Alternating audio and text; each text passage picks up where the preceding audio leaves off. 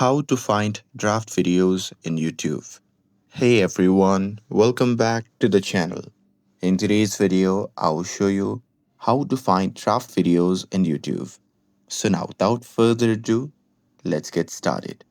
So here first thing first, open the YouTube app on your phone and make sure that you're logged in to your account.